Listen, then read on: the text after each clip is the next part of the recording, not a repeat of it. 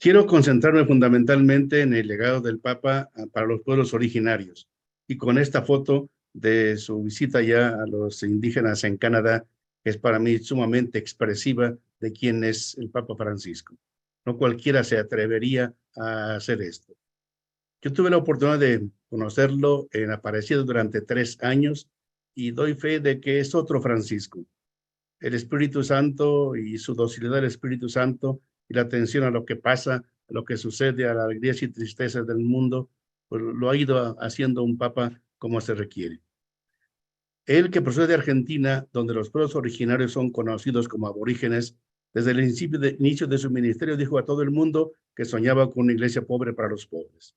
Sin embargo, casi no mencionaba a los indígenas, a los pueblos autóctonos u originarios que son pobres entre los pobres. En una entrevista personal en diciembre de 2013, le sugerí que fuera más explícito hablando de los indígenas. Me lo agradeció y me dijo que lo tomaría en cuenta. Así lo ha hecho con una intensidad y profundidad que considero obra del Espíritu Santo en su ministerio. Por eso ahorita al respecto, sin hacer a un lado lo que dijeron e hicieron el Papa San Juan Pablo II, el Papa Benedicto XVI, extraordinarios ambos, no lo hacemos a un lado porque ahora estamos en un homenaje a Francisco. Por eso resalto algunas intervenciones de este Papa en relación con los indígenas en 5 puntos. Reconocimiento de sus valores, una petición de perdón, su presencia viva en la iglesia y en la sociedad, jóvenes mujeres casa común y una evangelización inculturada. Un primer punto, reconocimiento de los valores indígenas. Voy a ir citando frases textuales del Papa sin mayores comentarios, porque no da tiempo, pero lo más importante es lo que él ha dicho, no lo que yo diga. En Bolivia, cuánta alegría nos da saber que el castellano traído a estas tierras hoy convive con 36 idiomas originarios, amalgamándose para dar belleza y unidad en lo diverso. Y les decía, no niegues tus raíces. No niegues esa cultura que aprendiste de la gente porque ahora tenés una cultura más sofisticada. Y esto a mí me hace pesar y a todos. Hay sacerdotes que les da vergüenza hablar su lengua originaria y entonces se olvidan de su quechua, de su aymara, de su guaraní. La gracia de no perder la memoria del pueblo. Esa es una gracia. Y en México, sobre todo allá en San Cristóbal de las Casas, cuando fue allá en febrero, ustedes tienen mucho que enseñar a la humanidad. Sus pueblos, como han reconocido los obispos de América Latina en Aparecida, saben relacionarse armónicamente con la naturaleza, a la que respetan como fuente de alimento, casa común y altar del compartir humano. En Perú, si para algunos ustedes son considerados un obstáculo o un estorbo, en verdad ustedes con su vida son un grito a la conciencia de un estilo de vida que no logra dimensionar los costes del mismo.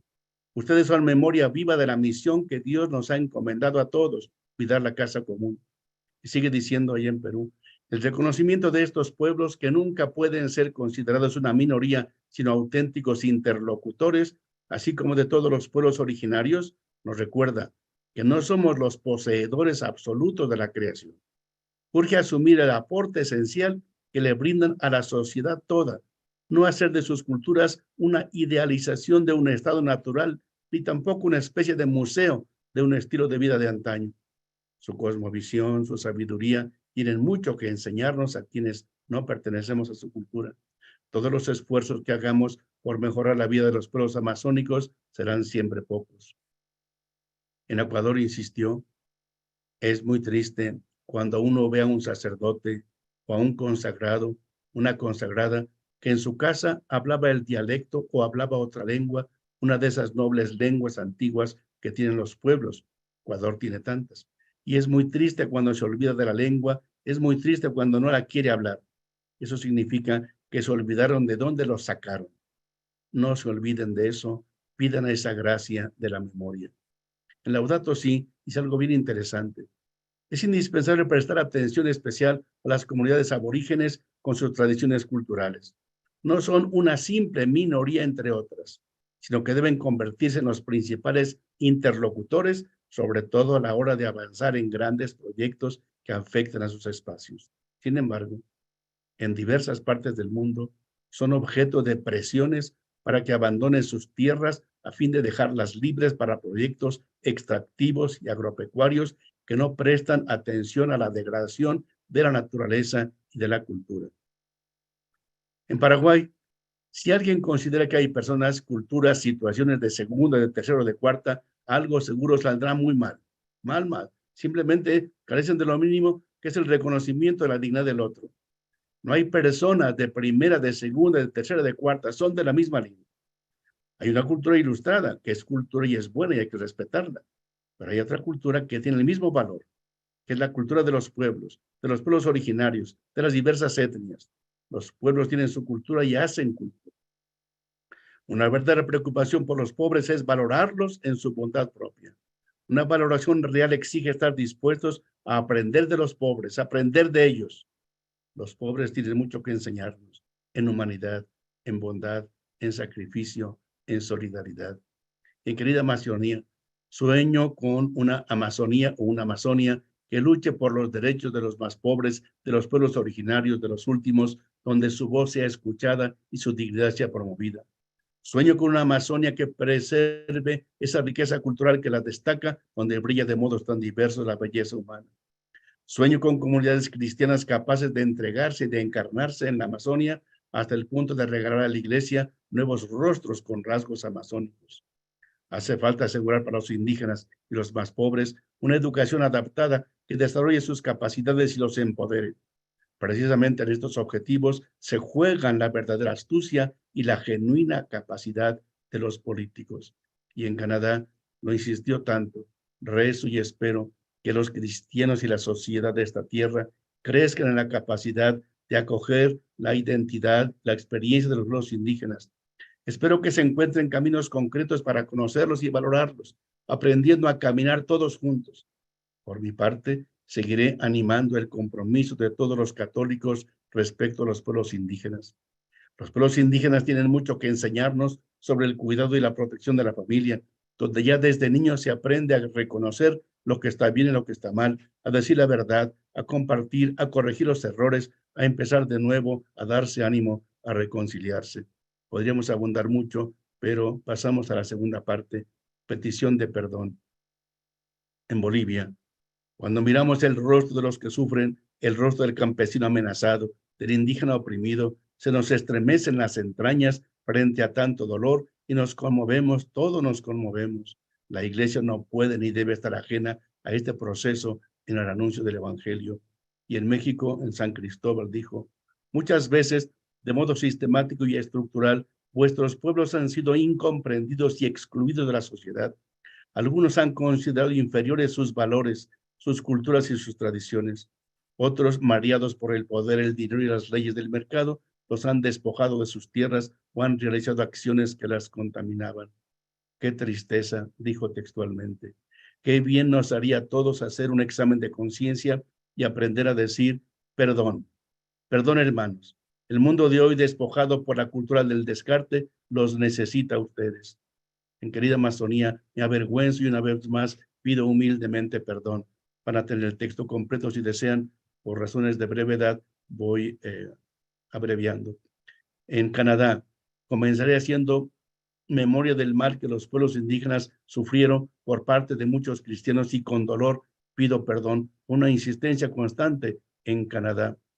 Están diciendo allá, junto con ustedes, quiero pedir perdón a todas las víctimas. El dolor y la vergüenza que experimentamos debe ser ocasión de conversión, nunca más. Un tercer punto sería su presencia viva en la iglesia, que insiste mucho que hay que tomarnos muy en cuenta. Es indispensable prestar atención a los pueblos originarios en sus tradiciones culturales. No son una simple minoría entre otras, sino que deben convertirse en los principales interlocutores. En Perú, en muchas otras partes, en Canadá, es necesario, admitiendo las propias faltas, comprometerse juntos a realizar aquello que sé que a todos ustedes comparten. Decían, demos este testimonio, pastores y todos ustedes. Otro punto importante, lo que ha dicho a los jóvenes, lo que ha dicho a las mujeres, mujeres indígenas me refiero, y todo lo referente a la casa común. Voy a terminar con el último punto, la evangelización inculturada. Cristo se encarnó en una cultura, la hebrea, y a partir de ella se nos regaló como novedad a todos los pueblos, de manera que cada uno, desde su propia identidad, se sienta autoafirmado en él. No sucumban, dijo en Perú, a los intentos que hay por desarraigar la fe católica de sus pueblos.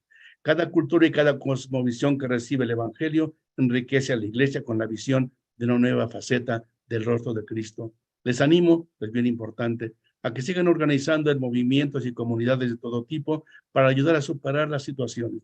Y también a que desde la fe se organicen como comunidades eclesiales de vida en torno a la persona de Jesús. Desde la oración sincera y el encuentro esperanzado con Cristo, podremos lograr la conversión que nos haga descubrir la vida verdadera. Jesús nos prometió una vida verdadera, vida auténtica, vida eterna, no vida ficticia, como las falsas promesas del deslumbrantes que prometiendo vida también terminan llevándonos a la muerte. Aquí en México insistió en lo mismo y dice algo en Chile. Me preocupa la formación de los seminaristas, que sean pastores al servicio del pueblo de Dios, como que tiene que ser un pastor. Los seminarios deben poner el énfasis en que los futuros sacerdotes sean capaces de servir al santo pueblo de Dios, reconociendo la diversidad de culturas y renunciando a la tentación de cualquier forma de clericalismo. Necesitamos, dijo en Perú, algo bien importante, que los pueblos originarios moldeen culturalmente las iglesias locales amazónicas.